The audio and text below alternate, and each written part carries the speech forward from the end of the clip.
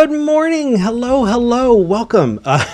Today is August 11th, 2024. I'm Eric Murphy. This is Skeptic Generation, and we need to talk. Hey, everybody. Thank you so much for joining me.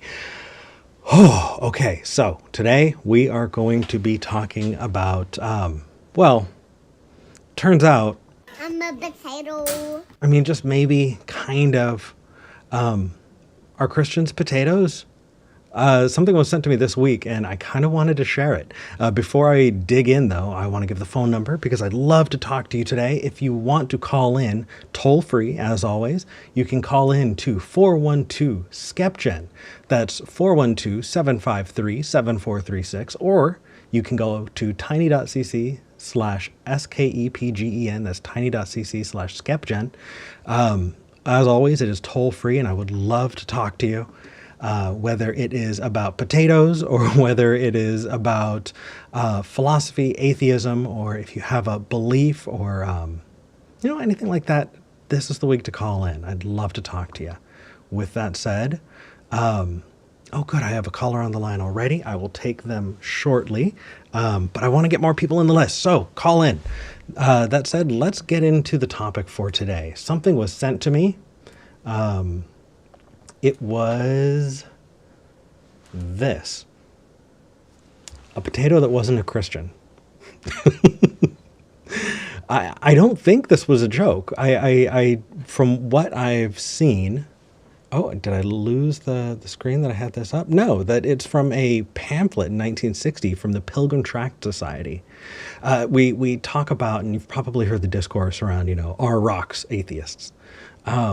And it's just interesting seeing this kind of thing being put into print, 60 years ago?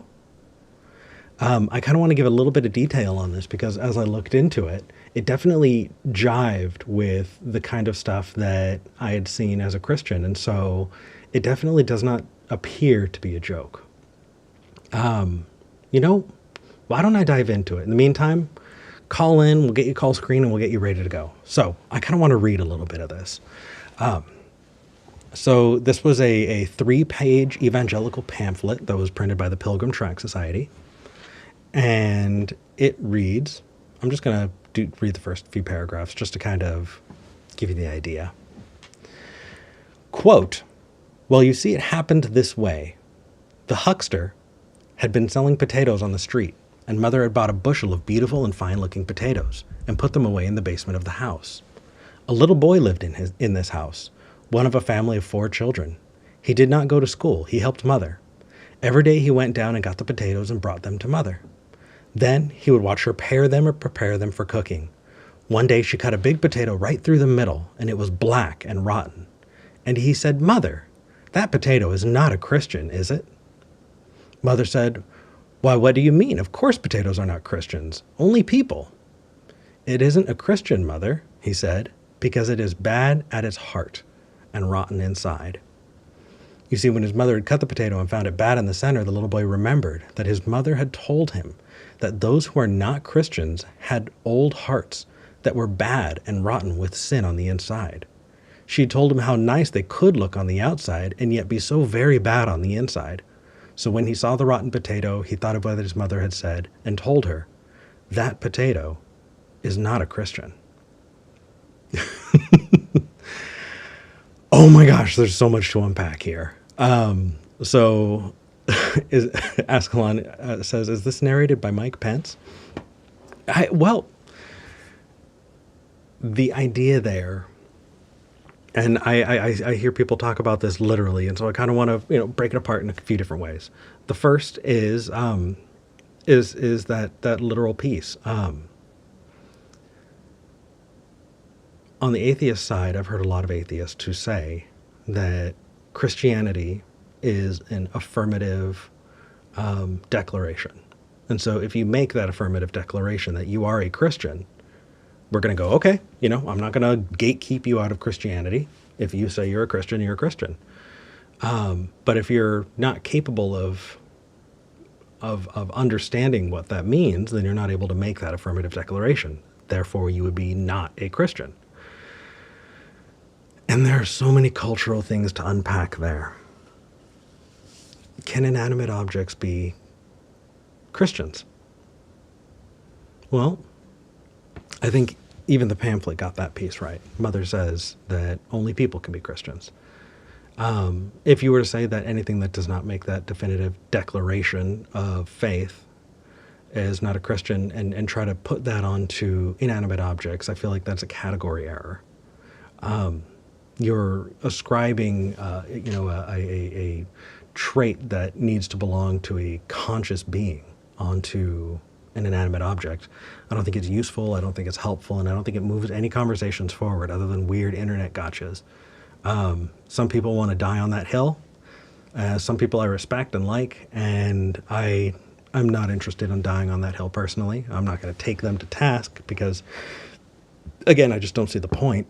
But it kind of is what it is. I think the more interesting piece is why that child thought that the potato wasn't a Christian. I know, we're still talking about this, but it's interesting, right?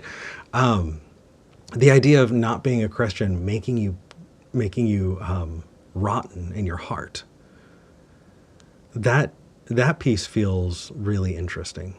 As a Christian, we were taught that you can recognize a Christian by their works, by what they do, by the fruit that they bear, was the phrase that we used. And so I'd seen plenty of Christians in my church who were awful people, but them being awful people didn't make them not Christians, at least not to us at the time. And so to see that kind of rhetoric pushed the other direction and going, anyone who is not a believer, or you can recognize unbelievers by the cruelty that they have, the rottenness of their hearts. Number one, I feel like it's the no true Scotsman fallacy, obviously. But also, it sets us up to not be able to talk to each other. It sets us up to be able to pin and name call and find ways to not listen. And in the same way that this was unacceptable in 1960 when the Pilgrim Tract Society did it, I still think it's unacceptable today. And when I see atheists do it, when I see non-Christians do it, it definitely feels like a way to justify not interacting with the other side. Because why would you need to? They're just a potato, I guess. Or I said it was a potato. thought so, right? But anyway, I'm interested in what you have to say. That said, let's move on. Let's talk to our first caller. Before I do want to get a couple more calls. So let me put the phone number up one more time. If you've been wanting to call in, if you have some kind of philosophy that you want to discuss, today is the day. 412-SKEPGEN. That's 412-753-7436. Or go to tiny.cc/SKEPGEN. We have a call screener who is ready to take your calls, and I would love to talk to you.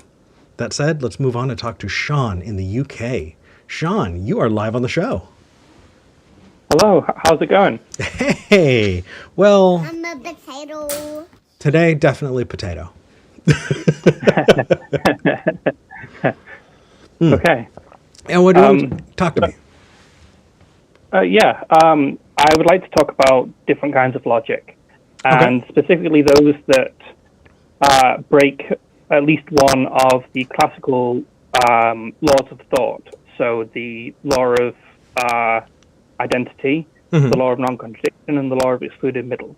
Okay. Now, one thing I need to say really is that I study maths on a regular basis. So if I throw out technical terms, I'm sorry, I'll try to explain as best I can. No worries. All right, let's do it. Okay. So I tried calling in a while ago, and we started talking about things called Schrödinger logics. Right. And those are logic for which the law of identity does not hold.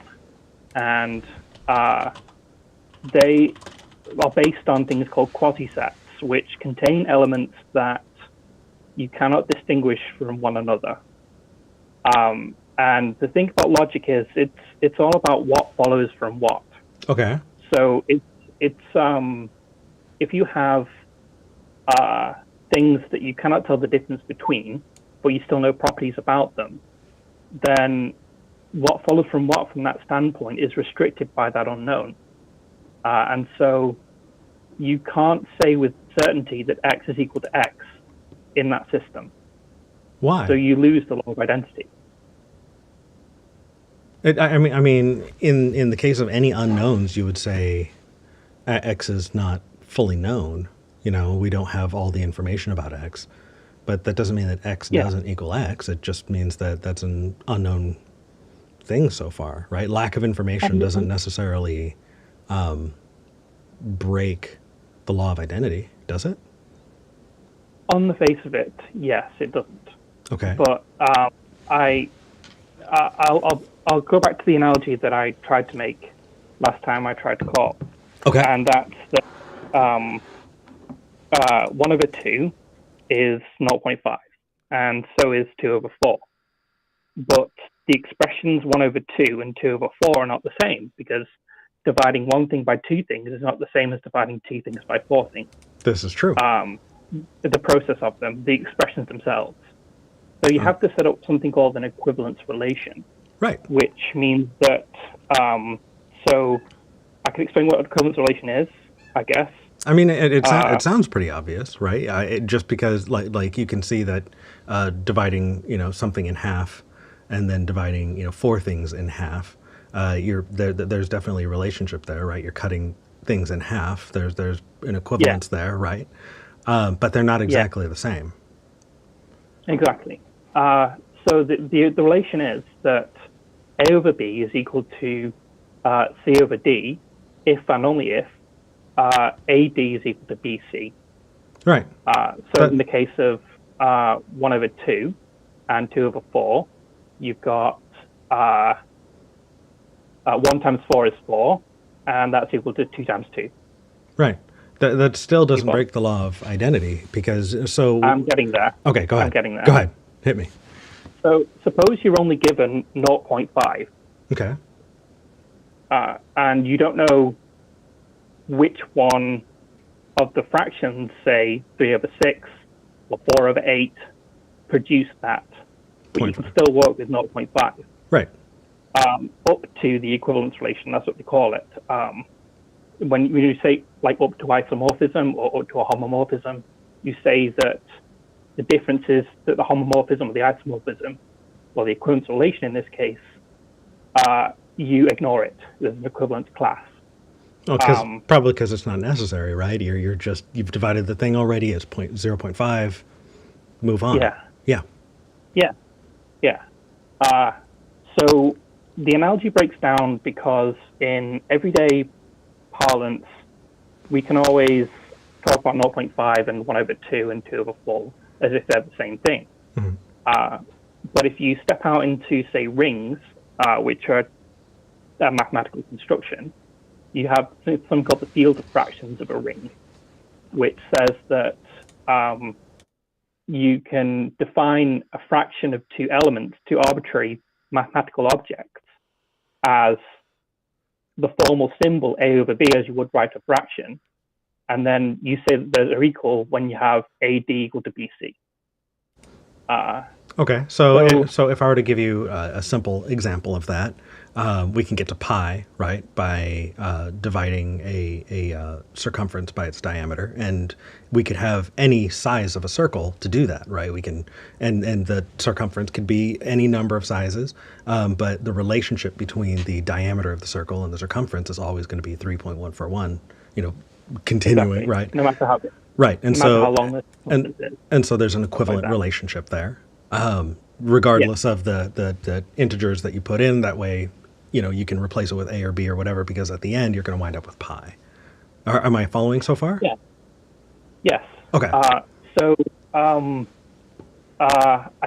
forget the technical name for it, but it's something like a stem or something like that, where you have the representative of the equivalence class, which in this case would be pi, or 0.5, mm-hmm.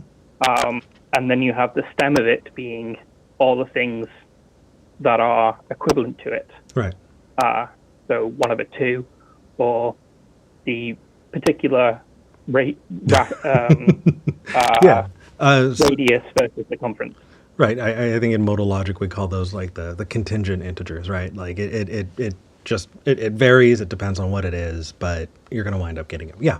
Go on. Yeah.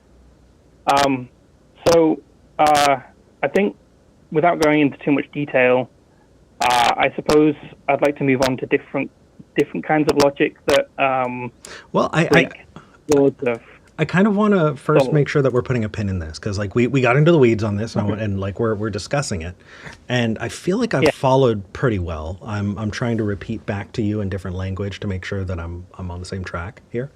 Yeah. And I don't see any way that we've broken the laws of logic. You know, for people who are following, you're kind of wondering, right? We're talking about the laws of logic being a thing is what it is, isn't what it isn't, and can't be what it is and what it isn't at the same time, right? Identity, non-contradiction, and the excluded middle. So, Yeah. when you're talking about a thing having an identity, right? A equals A. The non-contradiction, A cannot equal not A. In the excluded Yeah. middle, right? It can't be what it is and what it isn't at the same time.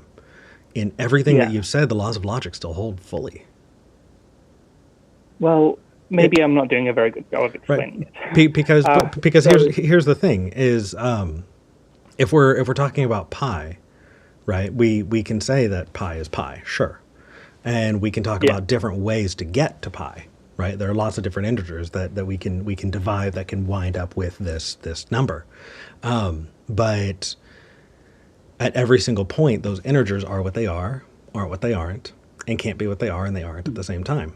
The pi itself, right, is what it is, isn't what it isn't, and can't be what it is and what it isn't at the same time. I think what a Yeah. lot of people have trouble with when it comes to how that works with the laws of logic is they confuse equivalence with actual is right equals, and it's not Yeah. right. You get the Well, little double tilde, right? It's equivalent to, and that just means that we can kind of use some basic tools and go, hey, we'll ignore the simple stuff that we can get out of the way. But that simple stuff that you can get out of the way is pivotal. It's integral to the identity of the thing itself. And that identity hasn't changed. yeah, but from the point of view of we cannot distinguish which ones are which, you the unknown of, okay, you have an object, and at a meta level you can say that x is equal to x, but internally you can't say that x is equal to x because you can't distinguish it from something else. Again, the integer, right? The pi itself has an identity. Pi is not an integer, by the way. I'm Just saying. sorry?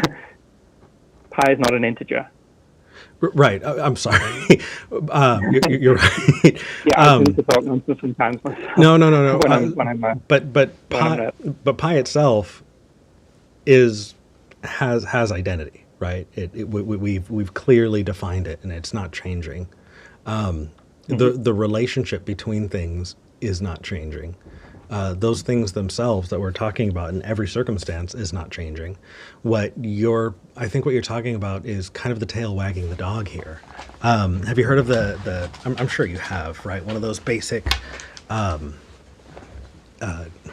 my goodness, I'm going to need people in the live chat to help me with the language because today for some reason I'm just not doing it. But have you heard, let's see. All dogs are hairy. Fido is a dog. Therefore, Fido is hairy. That feels right, right? Okay. Yeah. All dogs are hairy. Jeff is hairy. Therefore, Jeff is a dog.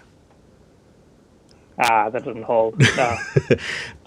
Because when you work backwards like that, right, it can work in one direction, but it doesn't always work the other way around. And so I feel like the way that that's being approached, right, we know what the end product is, and so we're trying to work backwards to determine it. I don't feel like logically we can get there. Structurally, I don't think that makes sense. And I think that the fallacy there, and please, for people who are watching, and especially after this, call me out on this. But I believe that it is, give me just a second. I apologize. It's okay.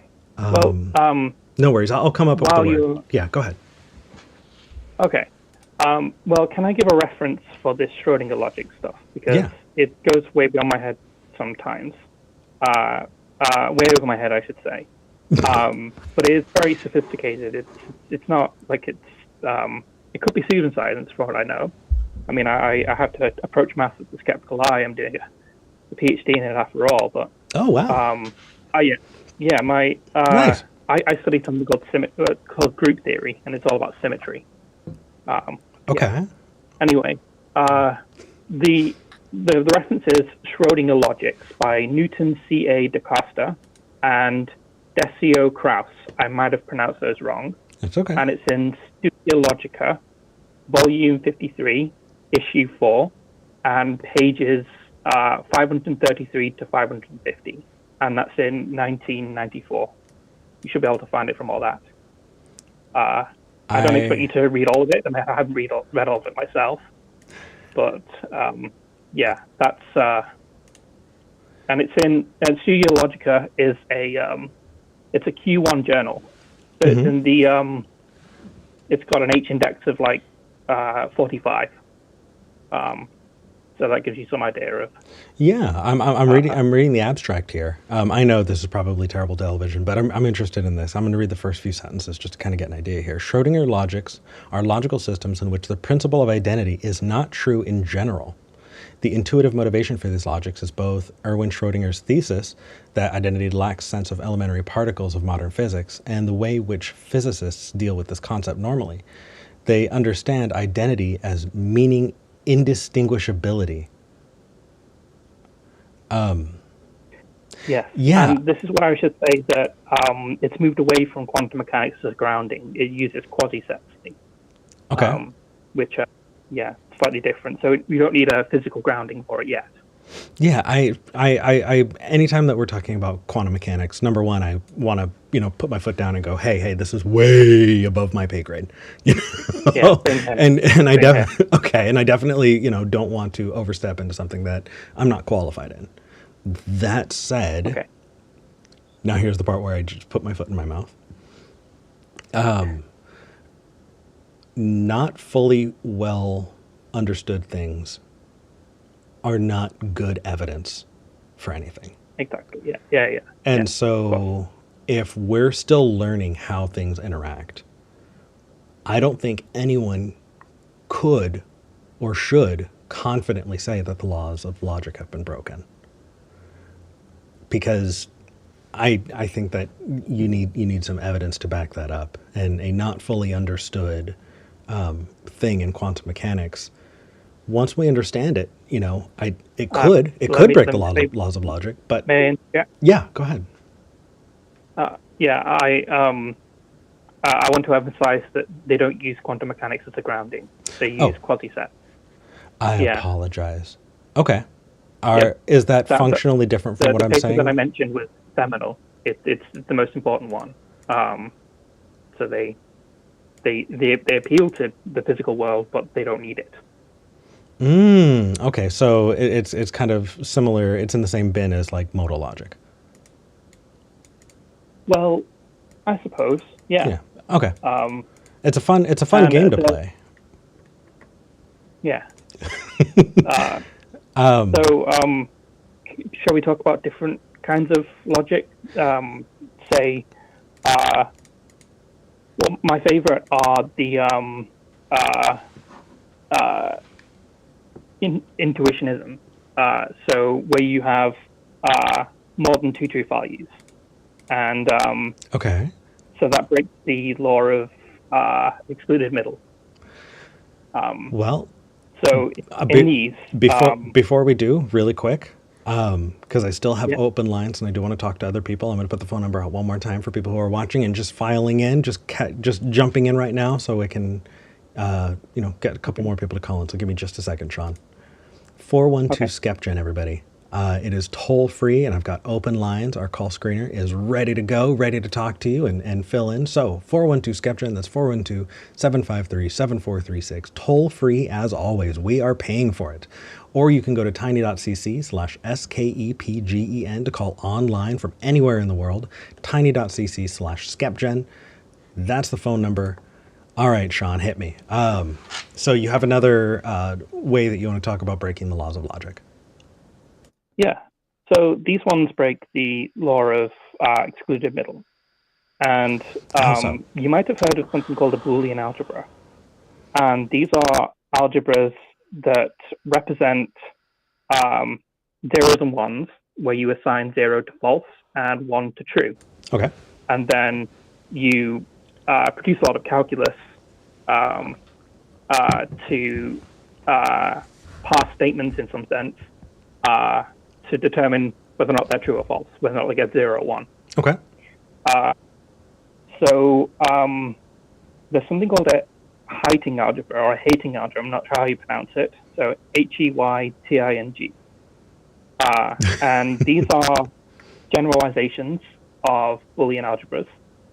Okay. They just have fewer axioms. Okay. And I'll give an analogy that might go over some people's heads, but it's in the same way that a semigroup has less axioms than a group. Okay. So, or there are less things going on.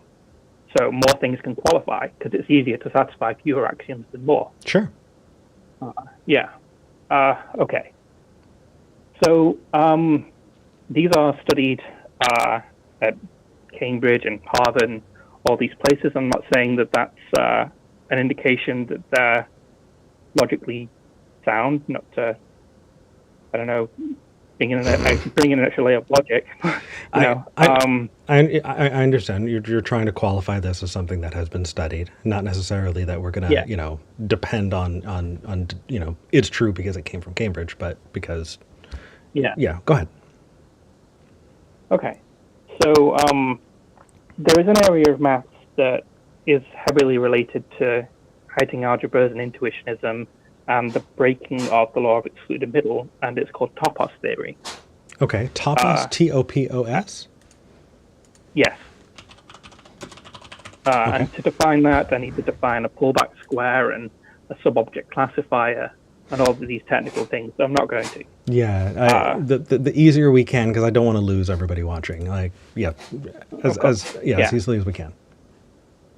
Yeah, but I can give you an example of what would be the truth values within a topos. Okay. And the example that I'm talking about, let me just find the reference for it. No worries. And for people who are wondering what that sound is in the background, I apologize. My cat is sneezing. She's okay. She has chronic rhinitis. It is just a thing that she's had and she's going to have for the rest of her life. But that is the weird noise in the background. Oh, no. All right, go ahead, Sean. Okay. So these are from, I found these in Daniel Turey's notes, category theory lecture notes from the University of Edinburgh. Okay. And basically, it's about time until truth, or steps until truth. So, steps until truth. Okay. Or time until truth.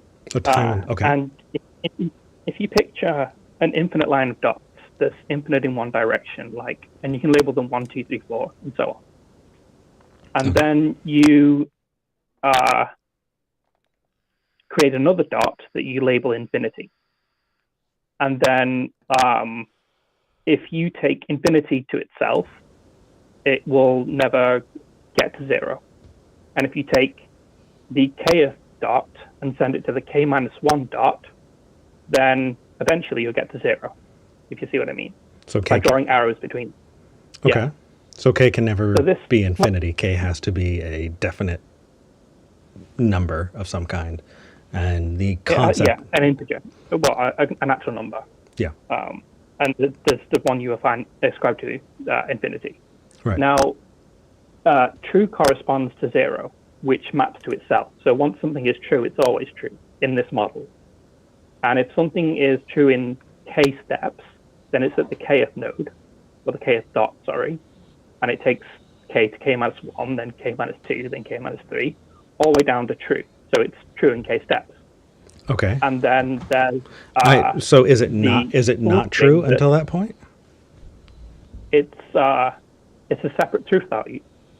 Right. Okay. Because So it's more true than something that's true in k minus 1 second.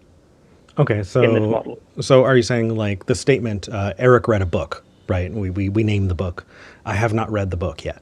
It is not true. Yeah. The steps would be me reading all of the pages, and once I've read the pages, now it is true. If we were to pick a smaller book, that's easier for me to read or whatever, maybe it's a pamphlet about potatoes.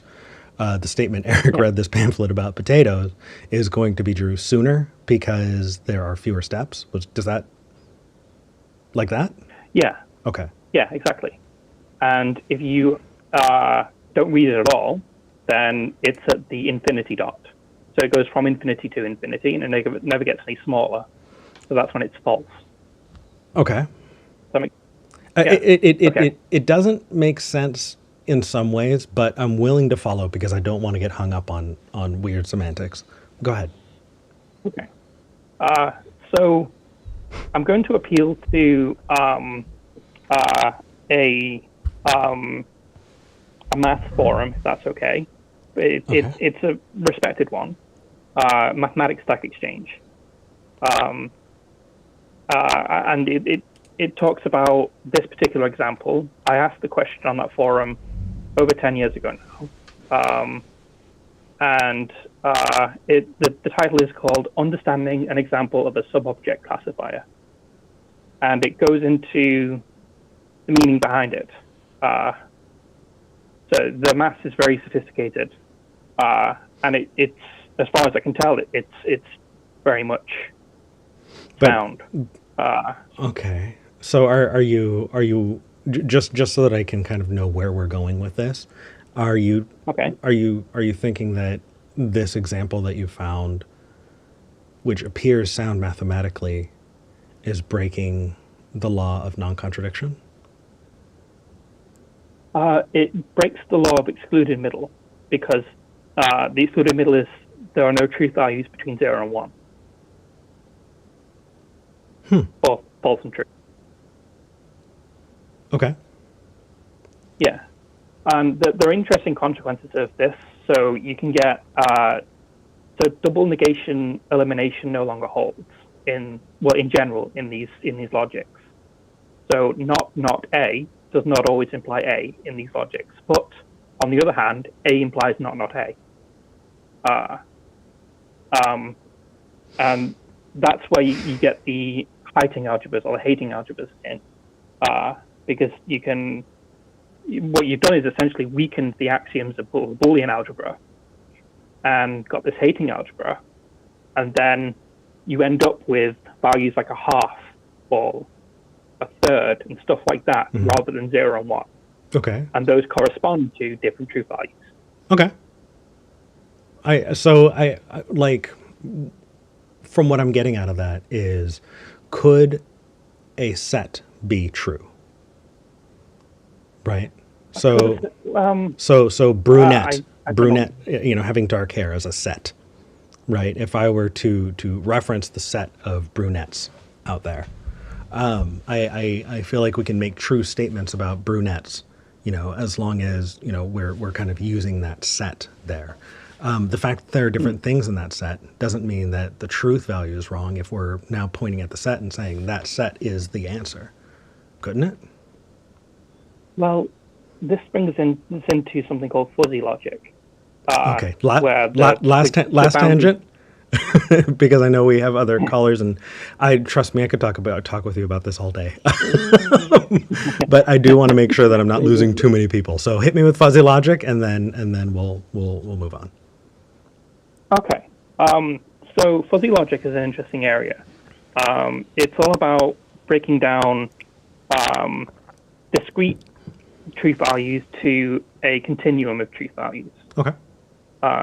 So things like she is brunette would be a sliding scale.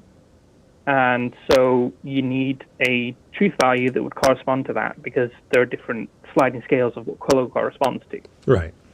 And there is an interesting book whose title escapes me right now, but in it describes 180 different families of what implication means, and each of those families are infinitely large. I think it's a Trends in Logic book. So maybe someone might be able to find it. Something about fuzzy sets in the title. So these things get very complicated very quickly. But as you would imagine, for something with a sliding scale of truth values, it's bound to be.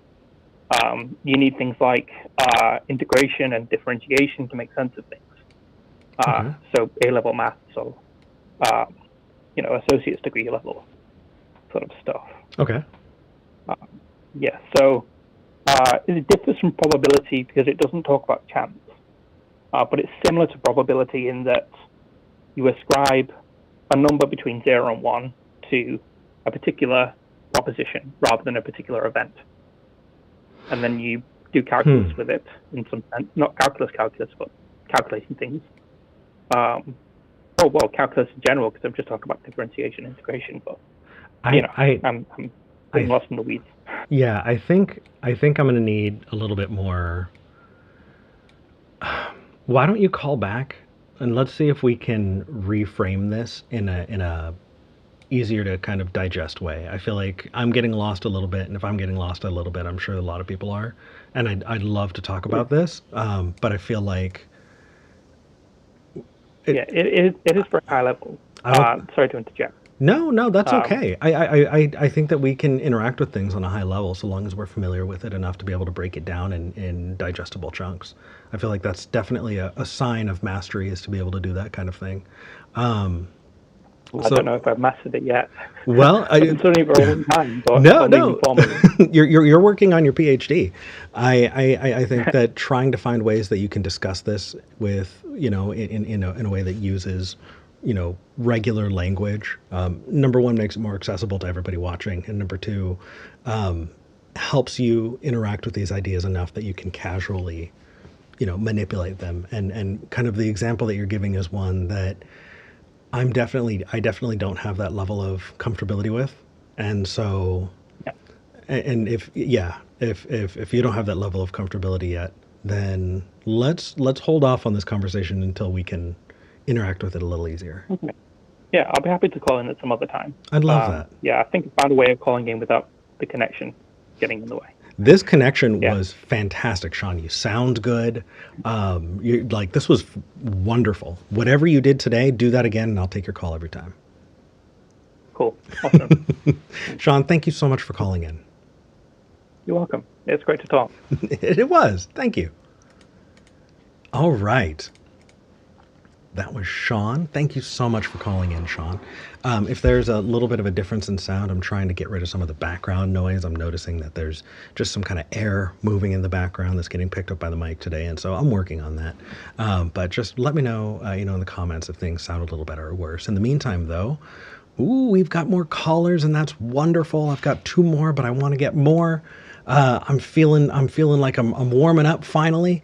I've got my coffee in a mug with a top because my cat has been dipping her little paw. I'm sitting here, I'm talking to Sean, and my cat dips her paw in my water. And I'm like, you have got to be kidding me. So I'm going to need to start putting tops on things. Get little tumbler mugs like I have a toddler. But anyway. Let's talk to Connor in Texas, who's been waiting patiently. Thank you so much. Connor, you're live on the show. Hey, Eric. How's it going? Hey, I am doing pretty good. How about yourself? Pretty good. Good. What did you want to talk about today? I was actually curious, is there ever an exception to the no true Scotsman fallacy, no matter how minute or fringe that exception may be?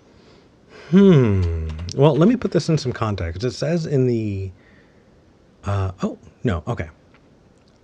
I like that you're wanting to talk about no true Scotsman, just given the, put the image back up, the potato, discussion. The only times I've really heard it used is in the context of the the no true Christian thing, but usually that's in reference to like how the Bible is so contradictory that two wildly different people could still be called a Christian, and then it would apply in that situation. But that's the only reference I have going forward for it. Got it. Got it. Okay. So just for people, we always get new people. So I kind of want to introduce the no true Scotsman fallacy. So everybody who's rolling your eyes, put up with me for just a second.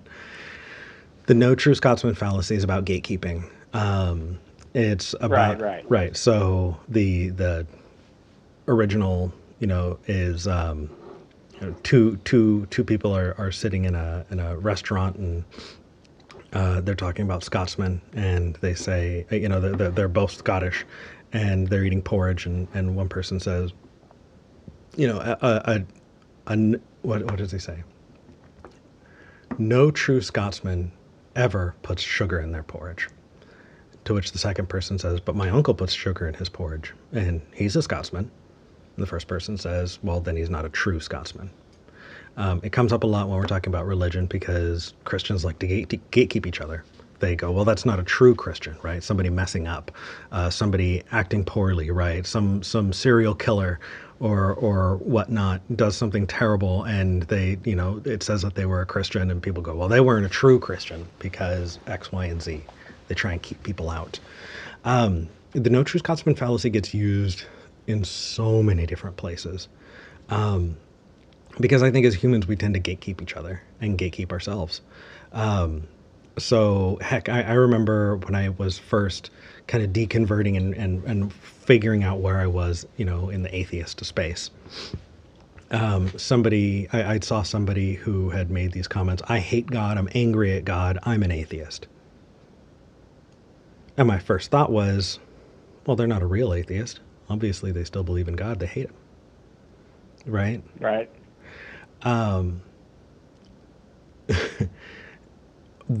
As I've interacted with people, right, I've been doing call-in shows for over 7 years now.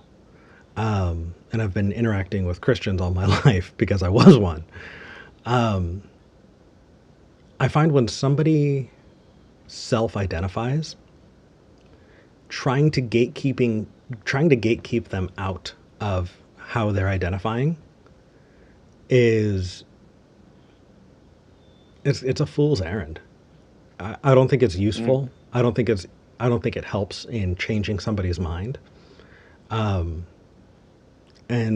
because of that, generally, if somebody says, hey, I'm X, Y, or Z, I'll go, okay. It only doesn't fit if you're talking about like, I'm the CEO of Apple. Well, either you are or you aren't. We can check that. But if you're identifying in a group, it tends to just lead to really, really unproductive discussions. So, is there ever an exception? There are definitely really, really uncomfortable places that I don't feel like I really want to go into. Things like transracialism, right? Somebody identifying as a race that they don't have any kind of, ethnic or historical background to. But I don't know. Are there any specifics that you kind of wanted to ask about there, or anywhere we can go in particular? I mean, well, not really. I mean, I was trying to think of something, but I could only get something like very broad and generic and vague, to where the only thing I could come up with was if you're not born in or have never lived in Scotland, you're no true Scotsman. That's the best I could come up with. Yeah, it depends on how you identify that, right? If you classify a Scotsman as somebody who was born in Scotland, then okay. But I think that there are plenty of people, like they say that there are more Irish people who live in the United States than in Ireland. Yeah. And a lot of those Irish people were never born in and maybe have never even visited Ireland, but they're still Irish. And so I think that the use of that kind of discussion, right, of saying you're not X, Y, and Z, gatekeeping, I just kind of stay away from it. It feels like I'm more likely to wind up in a fallacious argument than not if I'm trying to gatekeep people. And also, I don't have a vested interest in gatekeeping people like that. I'm just not, I don't care, Yeah. you know? So, but that wasn't your question. Your question was, is there ever an exception? I think the exception, even my example of the CEO of Apple, the CEO of Apple is not a class of people, is not a group that you're identifying with. It's a job. Yeah. So I don't think that fits. I don't think so. I think we can have really uncomfortable discussions about things that I don't have firm answers on. But because of that, I don't think that I can really give you an exception. Okay. Yeah. I'm sorry. No, that's fine. Yeah, Just curiosity. absolutely. If anything, you know what it does is in the kind of the highway of my mind as I'm traveling. I feel like I have little red flags all over the place. I've got different signposts that kind of let me know where I'm going, what direction I'm in. And when I hear not a true whatever, it kind of raises a flag in my mind and I go, why are we gatekeeping? What's going on here? What's at the bottom of this that's causing somebody to exclude others? Are we not wanting them to be a part of the group because they'll make the group look bad? Yeah. Are we trying to make ourselves look really good by propping up a group and yeah, I think it's not useful rhetoric. Okay. Yeah, but Connor, oh, are you a theist or atheist? It says here in the chat I've that always been a theist. you've always been a theist. Am I not remembering our calls? I don't think it's ever really come up in recently, but I know you first met me as a theist. Okay. We need to talk about that at some point. Do you consider yourself a Christian? I mean, I'm Baha'i. We've had conversations about this before. I'm complete. Like this morning, the brain fog is just hitting me, and I'm not remembering. And I'm sorry, Connor. If I went back, I'm sure I would, but I'm not remembering our calls. I apologize. But even then, for people who maybe haven't seen our calls in the past, you said you're Baha'i. Wait, okay, no, I do remember now. I apologize. That's fine. Yeah. Well, the fact It's been a couple of years since you've done the show, so. I appreciate that. Yeah, if you ever want to have any more Baha'i conversations, I'd be happy to. It's been a while, and I know that. Well, given some of our previous calls, I would struggle on how to do that without proselytizing. Mm. And that is definitely a big no-no for us in the faith. Well, I appreciate your honesty, and even though you have a religion that I do not subscribe to, the fact that you're calling and wanting to interact means a lot to me. So, thank you. Well, I've always found that interacting with atheists has helped me to keep an intellectual honesty, to always re-examine what I believe and why. Yeah. No, that makes sense. I think coming from both sides of it, what is your thought on Christians who try and exclude each other? Believers who try to exclude each other with that no true Scotsman bit, right? Have you had somebody say that person's not really Baha'i?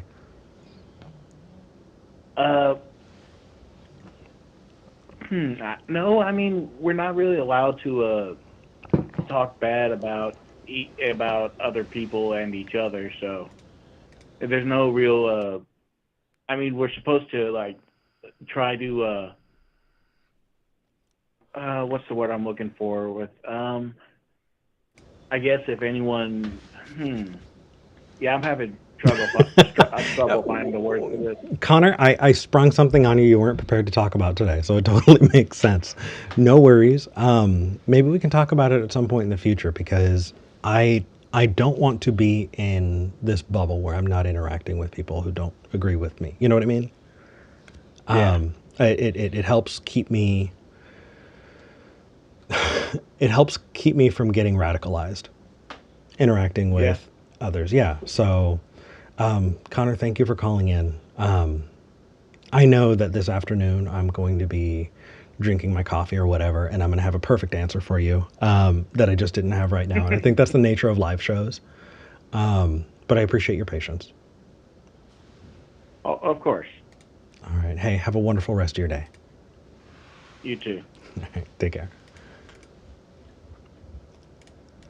Oh, how embarrassing, you guys. I did not remember Connor, and saying that he's Baha'i, absolutely just a flood of prior calls just, went in my mind. I'm like, oh my gosh, that's probably... Thank you for understanding. Yeah. Anyway. All right. We're getting more callers, and I love that. Let's move on. And how about, Martin in the Netherlands? Martin. Hi. Hey, how's it going? Yeah, quite well. Good evening. Good morning for me. What do you want to talk about? Yes, well, I heard about the tomato. Are we, hold on. I'm a potato. We're definitely potatoes today. What did you want to talk about? Yes, yeah, well, my main reason to call is about the God Delusion by Richard Dawkins. Ooh, it's been a long time since I read that book. Yeah, I've read the Dutch version of it last year. Nice. And when I hear other people talk about it, especially Christians, they complain that he is not really a philosopher. He is just way too simple in his reasoning, and they complain that he is not a philosopher, and so his reasoning is not correct or not really deep, etc. And I was wondering, is that true, or is it just that they are not happy that he is not playing by their own rules? So I think that's, I think it's absolutely bullshit. I disagree with Richard Dawkins on a lot of things. And I disagree with a lot of philosophers on a lot of things. What's interesting about philosophy is it's not something you need to have a degree in. When you're interacting with philosophy, you can call yourself a philosopher. I feel like it's kind of cringy. I definitely don't, want to call myself a philosopher because it feels weirdly self-aggrandizing. But at the same time, take a look at Kierkegaard, right? Kierkegaard believed that that in the face of nihilism, that one must believe in God. I disagree with Kierkegaard, but that doesn't make Kierkegaard not a philosopher, right? Plato thought that there was some intangible world of forms. Platonism is this weird idea that there's some ethereal realm where the perfect version of everything exists, and everything is somehow in a relation, getting its essence from this perfect realm. I think that's ridiculous, and at the same time, I don't say that Plato's not a philosopher. So, yeah, I think that's kind of wild. Yeah, I actually think that a lot of Christians think that there is some kind of ideal world and person. Possibly. I think it depends on the Christian. I would want to talk to them specifically so that I don't wind up strawmanning them. But I could imagine that. Yeah. But as far as the Dawkins thing, if you're interacting with people who are saying that person's not a real philosopher, I think that's kind of wild. I have a lot of criticisms of Richard Dawkins, and in the past, the book The God Delusion is one of the things that got me into atheism. Back in the day, And so those things can be true. It doesn't mean I agree with him on everything, and there are a lot of things I really don't like, but to say you're not a philosopher is a weird way to shut down conversation, you know? Yeah, that sounded to me like they just want to say, well, don't want to discuss his arguments, and yeah. Yeah, and to say that something is infantile, right? Oh, you have a very basic idea of X, Y, and Z. It's not refined enough. Just interact with the ideas. If you have a criticism of something, bring it up and say, here's my problem with X, Y, and Z, and you talk about it, right? If it's a really big deal, maybe you can have a really great conversation. Yeah. You know you know what it makes me think of is it makes me think of Chalmers, right? David Chalmers, who was talking about qualia, and he had he had so much to kind of say about qualia. He wound up writing what does it mean to be a bat. I feel like these discussions, if you have a problem with something, you want to write a whole book about it. Awesome, you add to the conversation. And in fact, to Dawkins' credit, there are times that he did just that. If you read the Blind Watchmaker, I believe is the name of the book. He heard somebody, bring up this idea that the existence of God is proved by the complexity of the universe, and he kind of broke that down in really easy to understand ways. I think that's philosophy. So, yeah, take what you will by that, but don't do what they're doing. Don't exclude those people because they made that stupid argument. Yeah. Otherwise, It's you're just almost about the earlier gatekeeping thing. Just ask what people mean by their identification. Yeah. And in this case, just ask what people mean by the way they tell things. And well, and it feels like you're losing the juicier conversation. The juicier conversation is when you get into the meat of it, and well, what problem do you have with it? If you're just talking about whether or not you qualify as a philosopher, that is there's no meat on the bones. There's nothing to dig into. And so if we're going to sit here and argue and gatekeep, we're never going to get to the good stuff. Yes. Yeah. No. Yeah. Well, yeah. Thank you. And about that black heart of the tomato thing. Yeah. The whole issue with the black tomato is that you don't see its heart, so you don't know from the outside. Yeah. So it's quite meaningless. Well, here the meaning here, I believe, in the book is they're saying that if somebody says that they don't believe, if they say that they're an atheist, you can assume that they have a black heart, right? Yeah, that's probably the yes, yeah. Yeah, and I think that that story read to children can be used to prop up this idea that if you're a good person, you must be a Christian. And if you meet someone who's not a Christian, you can assume that they're a bad person. That's what it does. Even if they don't show it, they are still bad. Yeah, exactly. Even if they don't, especially if they're not showing it, because you know that in their heart, they're rotten to the core. And if you teach children that, then you are just framing them. Mm-hmm.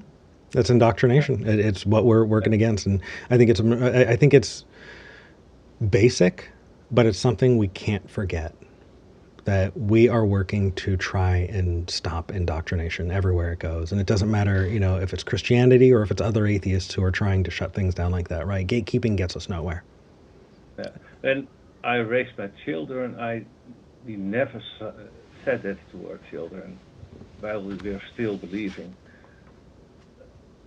So, yeah, that's not something I have regrets about. Here's the thing is if you try and raise your children without ever understanding what religion is, that means they're not going to be prepared to interact with it in the future. Yeah. Well, we were Christian at that moment when we raised our children. So, yeah. We were just fully indoctrinating them with all kinds of things. And we learn and we grow and we do our best from there. I don't think there's anything to regret.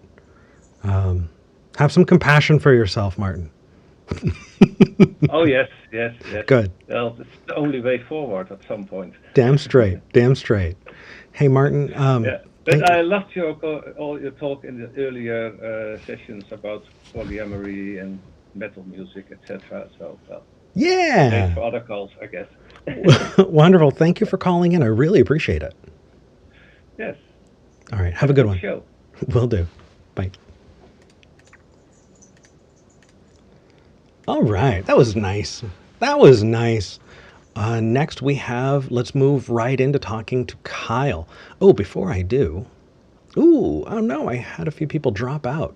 Let me put the phone number up just in case they need it again or you want to call in. I have a couple of people who were bringing some things up in the live chat I want to address as well. So let me do this before we move on to Kyle. Kyle, stay there, please. 412 SKEPGEN, that's 412-753-7436. Toll free as always. The show is paying for it. I am paying for it. So you can feel free to call in. If you want to call online, that is also absolutely a free option. You can go to tiny.cc/SKEPGEN. That's tiny.cc/SKEPGEN. Just type that into your browser. It'll take you to call, and yeah, we'll go from there.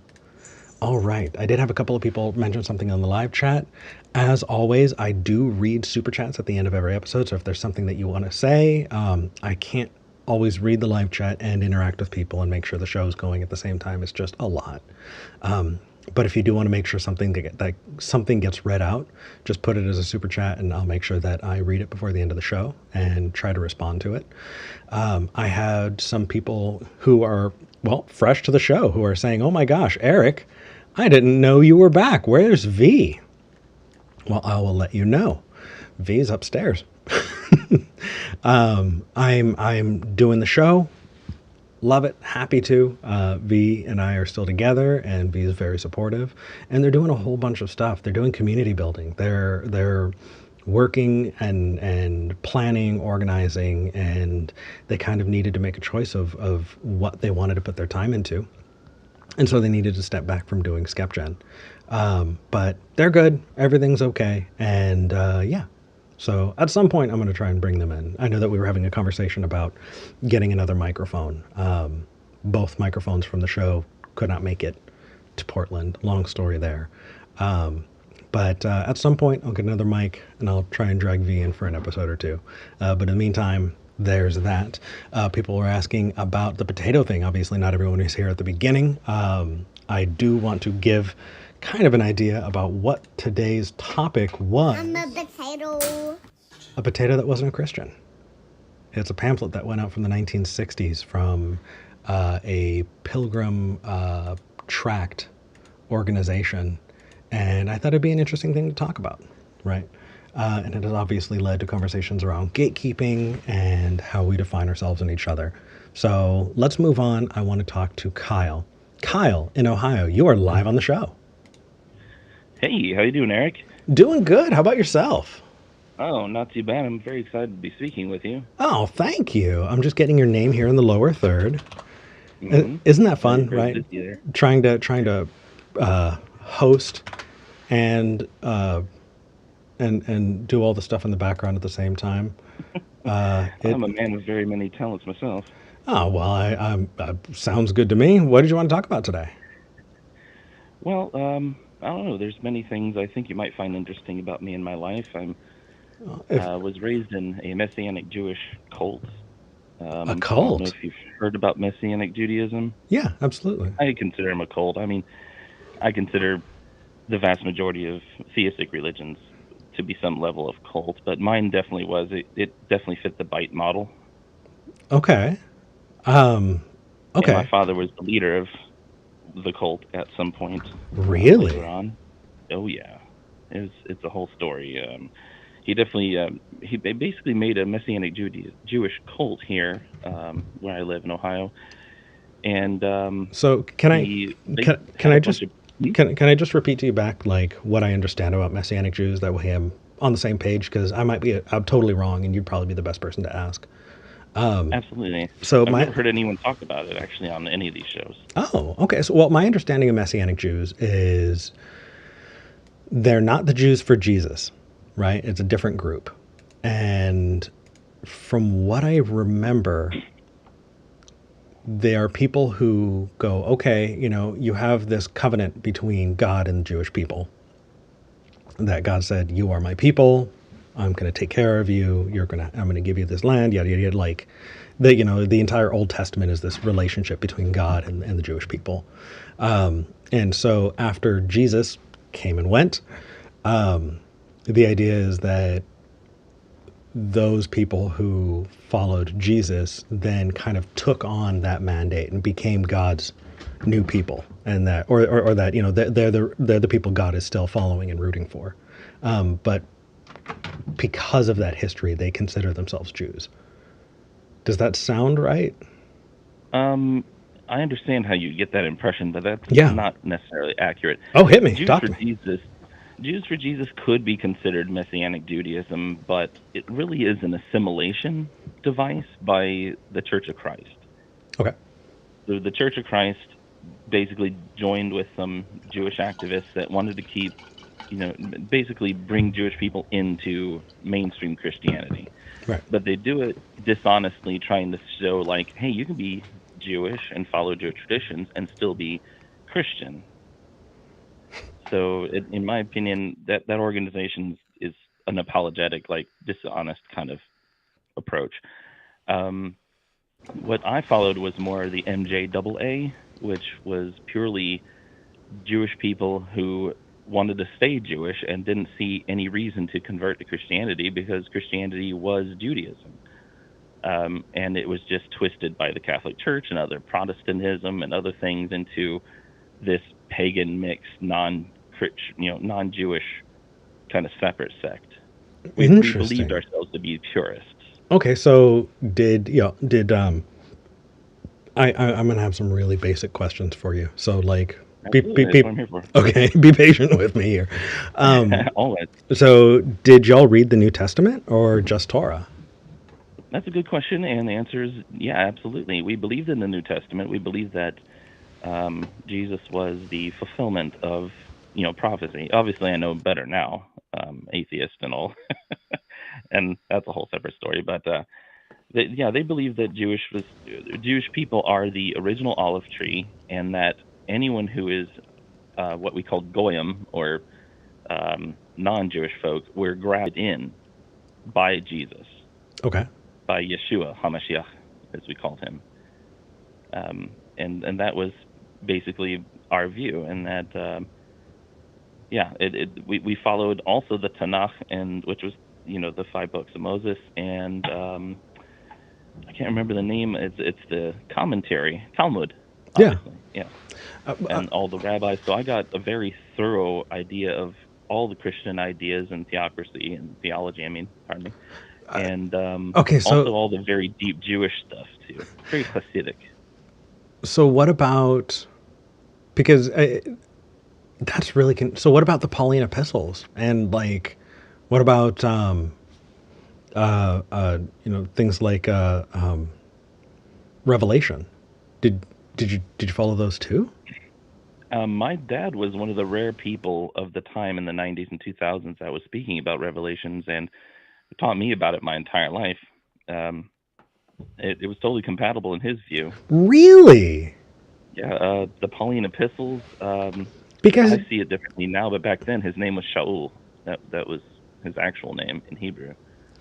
So I here's the thing that gets me is it was the Catholic Church who decided what books went in and what books were left out. And so if there's this kind of split from Catholicism, and yet these Messianic Jews are relying on, canon books that were decided by the Catholic Church, how did I'm not saying it makes any sense. No, but like I'm sorry, I'm asking you to put on the hat, and I apologize. Oh, sure. But what was their? Make sure I'm clear. No, yeah, I know, I got you. I'm just wondering, like, did they have a rationale around that? Did they think that like the Catholic Church just got that part right? Well, they believed in the Holy Spirit still came through because of the Word of God being so holy. and that Mm. anything that was written basically that claimed to be God's word and that fit and was compatible with Judaism in any way was still God's word, and they honored that. My dad was raised both Hasidic Jewish and Baptist because of complicated situations. Um, and that was kind of my background too. Up until I was about 7 years old, I went to a Baptist, not Southern Baptist, but just traditional Baptist church. And then we moved here to Ohio, and we found a house church that was a Messianic congregation, and that's kind of where it started. Interesting. Hmm.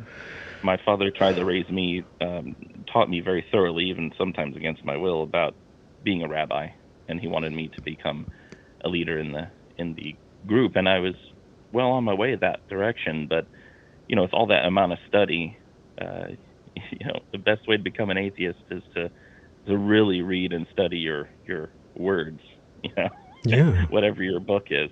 So Yeah, I definitely have found that a lot of people have wound up, changing from devout Christians into at least major questioners the more that they read their holy book. I definitely agree with that. I think that I'm just thinking about this a little bit. hmm Was it it is strange. was it Messianic Judaism or was it Jews for Jesus that that what was it that Israel had labeled a hate group? Oh boy, I would consider the Jews for Jesus to be a hate group against Jewish faith and Jewish people. Okay. But I don't also put any faith in any group that Israel would consider a hate group, since they are one themselves. You know, I get that, and I also it helps me understand because you need to separate the culture from the religion. Absolutely. You That's know. why I said Israel, not Judaism. Yeah, definitely, definitely. Israel is not Judaism. It's not Jewish people. It's very secular and hate-filled and twisted, like most Well, these governments. I don't want to make broad sweeping statements just because I you can say a lot of broad sweeping statements about Americans, and I'm an American. Well, You know, generally speaking, you're generally wrong, but you're also generally right in a way. But I understand what you're saying, and I agree with that idea. yeah, just usually I don't like making broad sweeping statements about groups of people because I wind up with my foot in my mouth and I wind up getting dragged in the comments. That's true. So That's true. I I need to learn that myself. it helps just a little bit of leaving gray space for people to be the best version of themselves. I get Give it. them the room. If you, I feel like if people are, when I speak to people and they make generalized comments like I just made, I'm generous enough and what is it called? Just kind enough to understand they're speaking generally and not think they would think that way about any particular individual, especially if that individual expressed a different, approach or different attitude. Does that make sense? Like, I don't know why I just have problems with social interactions sometimes, not understanding why other people aren't as generous as I am in the same situation, especially when I know I'm still in my angry atheist stage and just kind of get my way out. And I mean, it's a whole thing, dude. I Yeah. could call in multiple times and Well, tell you about it, but I don't I want to dominate the airwaves either. no worries. I kind of I'd love to kind of give you my perspective on that though, if it helps at all. Yeah, well, you've helped me a lot already. I've been following you since Hey, you were at the ACA, and yeah. it's folks like yourself and Forrest Valkai and a few and Seth. Seth.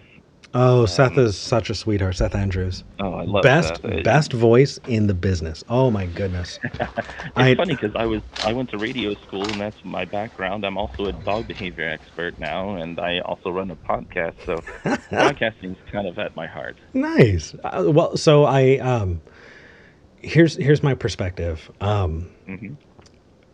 I have this idea of virtue, right? That I've separated away from religiosity. I think that it is a performance that you put on for yourself. It's something you do for you to feel like a good person. And I think that there are a lot of things that I do for virtue's sake, right? being kind to others, being generous with arguments and giving people the benefit of the doubt. I do them not because I need the other person to do them. I do them because they make me feel like a good person, right? I feel like I'm the best version of myself. And I feel like there's virtue in being empathetic. I feel like the best version of myself when I'm charitable with others. And my hope, Charitable, that's the word. yeah. And my hope is that they will be charitable in return, but they don't need to be. Heck, when they aren't, I feel even better about myself because at least I know that I was doing my best, See, I don't view myself that way. I am what I am because I am what I am. I don't have motivations. I'm generous because I'm generous with people. I don't think about it whether I'm a good person or not. In fact, if I think about myself in that situation at all, it's about I am sacrificing myself and my well-being for the sake of being generous for those people. It's not a boon for me. It's a harm to me. Interesting. There's a different line of deconversion that you're going through than I did. I think part of my deconversion was I felt like I was the best when I was a martyr. Yeah, I don't see myself as a martyr, but I think it's because I've avoided that so hardcore because that's my parents' MO, is to be narcissistic in situations and to be a victim wherever it's possible to gain an advantage. And yeah, I don't want to be a victim. I want to be a pillar. I want to be strong for myself and help others out of their darkness and their pain and troubles. And just because I'd want someone to do that for me.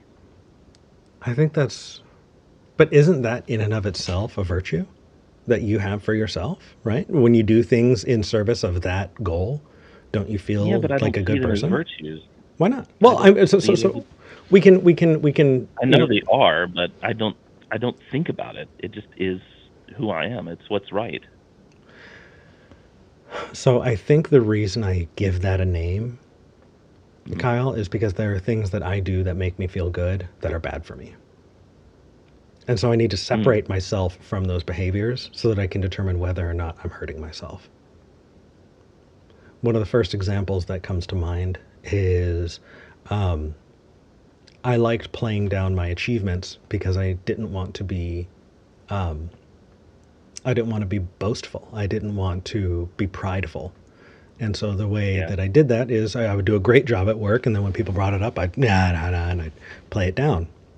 And then when I had that problem at one point. Yeah, and then when promotion time comes, I didn't get thought of because I played down all of my achievements. Yeah, I remember you mentioning that last week. Yeah, and so I felt that. Right. And so here's the thing is if I just said that is who I am, it's not really, something I think about.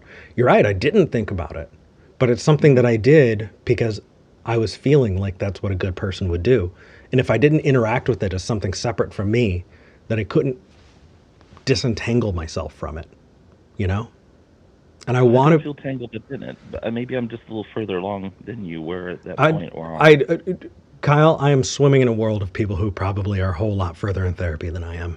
I've not had the money to do therapy. I have to do it for myself. Well, if you're part of that, if that is the case, then I challenge you to think about what you do that makes you feel good and whether or not those things are helping or hurting you. To be honest, nothing makes me feel good. Oh, Kyle, I want to hug you. I feel that. But the thing is, even when I'm feeling bad, helping another person and seeing them think of me well does give me solace. And so, I don't know. Like I have clinical depression, and when I'm really depressed, it's hard for me to think nicely of myself. But if I do something nice for others, it makes me feel good. I don't know. I guess I'm just assuming. Yeah, I don't have those feelings anymore.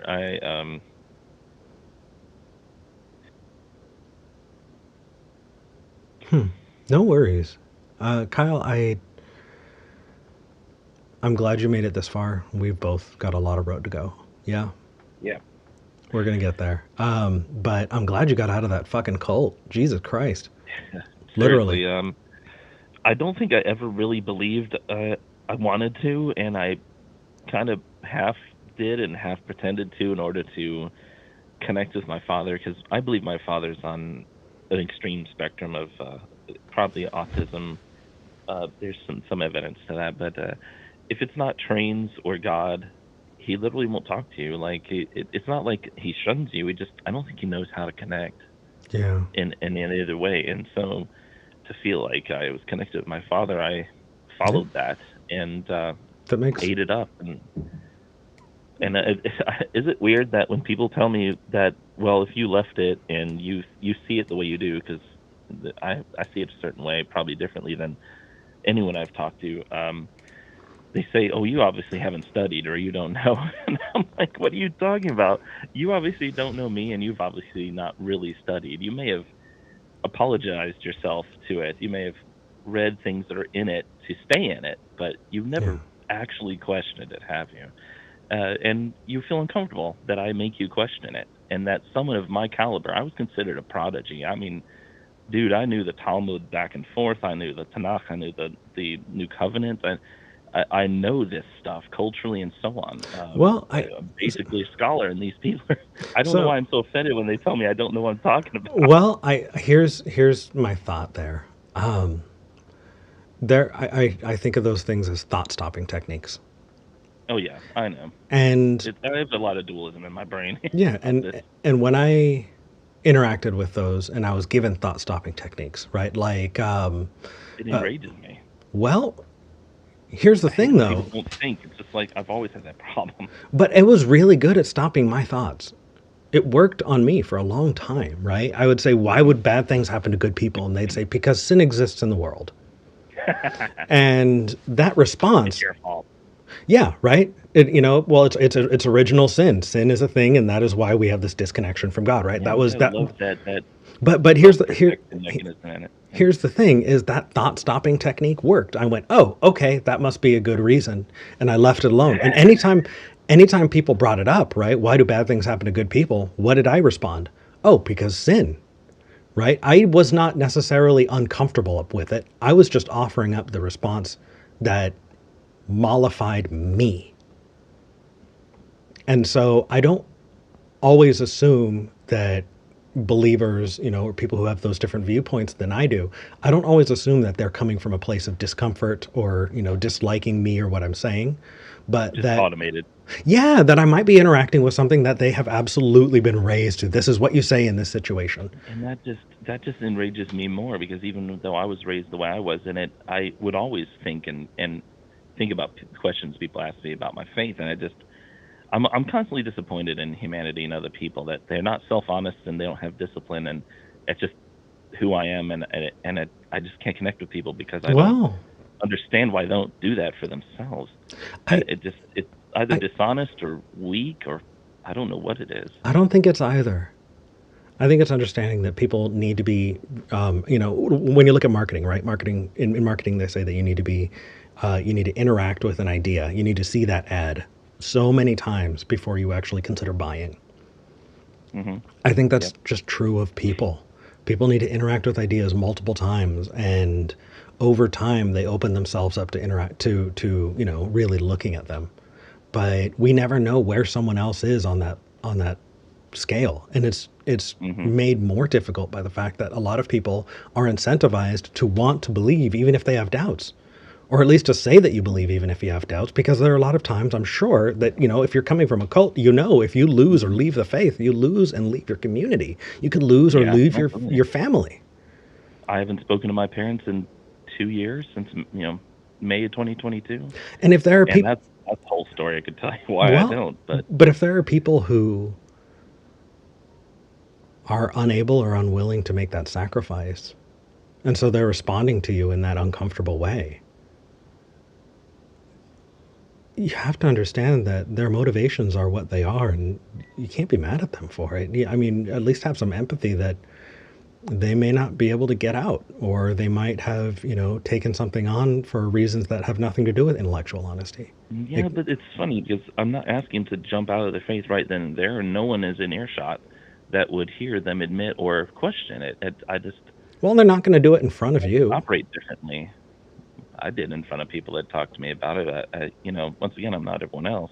Yeah. It's kind of a hard lesson for me to learn that it doesn't come easily to me, but and it's just as tough on me to be honest with myself as it would be anybody. But it's so critical. I lived my entire life, even as a child. I remember doing that for myself, but I think I remember doing it because I saw the dishonesty in my family and the hypocrisy, and I just don't want to live that way. I didn't want to delude myself. I remember thinking that as a 5-year-old. Yeah. And I made that choice then, and I stuck to it. And for me, I wanted to perform being a good kid. I wanted to be the best version of I hated being a child. I didn't like being told what to do. I absolutely hate being told how to think. And I always have, and it frustrates me. So when people tell me, don't think about that, that's exactly what I'm going to think about. Oh, you don't want me to learn about that? I'm going to go see what that's all about. I feel like I'm moving into a therapizing place, and sorry. No, that's okay. I'm wanting to like share my own experiences, but I'm realizing that I don't want to take the place of a licensed therapist, because that like I'm seeing one every I'm not Friday. Here to make you do that No. I part of me wants to share, and part of me wants to make sure that I'm not fucking things up. So what I want to say, friends, and I don't have very many that talk to me about important things. People just want shallow relationships, and that's another thing that frustrates me about people. I totally agree with you, but I'm glad you made it here. I'm glad that you're interacting and you're going on this journey. We're not done. And if you're angry, fucking be angry. After a certain point, you may not be as angry anymore. And if you still are in the future, cool. Yeah. But if you got your podcast, what's the name of your podcast? It's Captain Spish Dog Behavior Podcast. Yeah. Why don't you email me a link? mail@contactskepticgeneration.com. Mm-hmm. I'm sorry, that's not the email. I won't remember what you tell me, but I'll rewatch this and write it down or something. contactskepticgeneration@gmail.com is the email. contactskepticgeneration@gmail.com. Shoot me a link. I'll check it out. And if you ever have a guest, or if that's something that you do, give me a shout. And I love guests. Yeah. Yeah, exactly. And, I think my anger stems, and I'll leave you with this maybe if you don't want to talk anymore about anything else. I'm so angry when I came out of this that I had science and curiosity robbed from me. I mean, I was 38 years old. I didn't know how evolution really worked. Yeah. Thanks to Forrest Bell Guide. Now I was able to digest that. That's good. And it's just so amazing. And I was so mad. I love Star Trek. I love science. And I'm just so mad that was robbed from me for so long. You have every right to be. And also, there are a lot of parents who spank their kids because they were spanked and their parents spanked them. And I feel like a lot of us, well, all of us, until we really question these things, we perpetuate them. And it's not just religion, it's everything in our lives. And so when interacting with it, having compassion for the person and recognizing that they may be just as much of a product of it, as anything else, it doesn't mean that you're not interacting honestly. It just means that you're interacting with compassion and understanding, and that's okay. Exactly. I do that on consultations with my clients, and it's a lot of healing for me when I go and tell people, you don't need to hit your dog. You don't need to use violence. You don't even have to yell at them. Silence or quiet speech is loud when you're talking to is loud. When you're a contrast to them, and you can bring them to peace by having your own peace, and you have to anchor them. And punishment doesn't teach. Brains don't learn through punishment. They learn through discipline, which is communicative. It's resolvative. It's healing. But if I understand how you're feeling, but here's a better way to deal with that feeling or that instinct or that reflex. And I teach my clients to teach their dogs that, and they learn to be more courteous to themselves and their coworkers and their family as well through that. And that's really what my job is. It may be dog behavior work, but it's really helping people understand themselves. And I think that's kind of a great place to leave off there is you're not, yes, you're helping them with their pets, but you're giving them tools to use elsewhere in their lives. And I think a lot of what can cause us to be angry about the faith, things that we were taught, aren't necessarily, because of malice, but because people don't have better tools. So Exactly. we're And all, I see that on consultations with working with people and their dogs, as they're working with an innocent animal and they see it as a personal jab or yeah. disobedience. And I have to explain to them, well, they're having these feelings. They see it this way, and they're not necessarily wrong, but what they're doing with it is wrong. And I guess I need to internalize that more with myself and how I handle people in the world at large. Well, have compassion for yourself. Take your time. Being angry is not a bad thing. It's an emotion that you have, that you rightfully have, and be angry for as long as you need to be angry, and put it down when it's not useful anymore, because Exactly. yeah. So I accept it for a genuine reaction. I want to know why it's there, yeah. and let it be a tool. Emotions are there to give you cues Yeah. and to guide you, not to lead you. What's the litany against pain? Or litany against fear from Dune? Do you know what I'm talking about? The mind killer? Something Yeah. about that? Right. Fear Yeah, is the mind killer.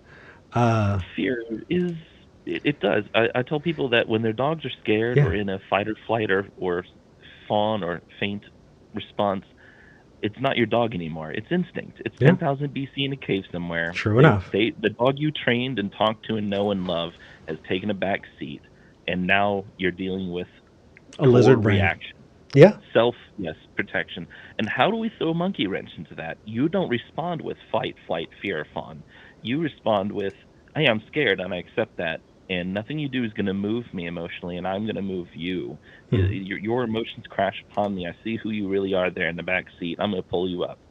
And the instinct says, well, I don't know what to do with this. They should respond in these ways, and they're not. And then the conscious mind can arise, hey, what's happening? And then you can answer the questions. True enough. That sounds like cognitive behavioral therapy to me. Hey, Kyle. That's exactly what I do. I'm going to let you go, but I really appreciate your call. Thank you. And thank you for watching. Hey, thank you. It's a dream come true. I always wanted to call in. Hey, I'm glad. Today was a good day for it. Again. All right. Sounds good. Hey, I love you guys. Thanks. Thank you. Take care.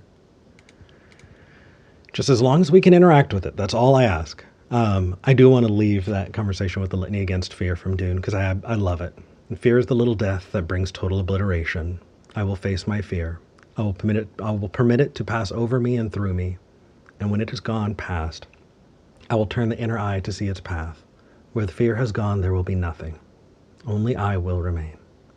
No matter what it is that's causing you to be angry or upset, whatever it is that's leading to this frustration, this behavior, these interactions with other people, we can see it, we can understand it. You let it into you, understandable, it's okay, watch it, but it is not you. And when it goes, you'll still be there. And you'll get through it. We'll get through it. So, yeah, I feel like that's a good way to... I love that. I do want to read a couple of super chats, and I definitely want to hang out with people in the after show, because it just, yeah, it's been a good episode. And well, oh, that one's a little loud. Let's try this one. Oh, it got really, oh, there we go. All right.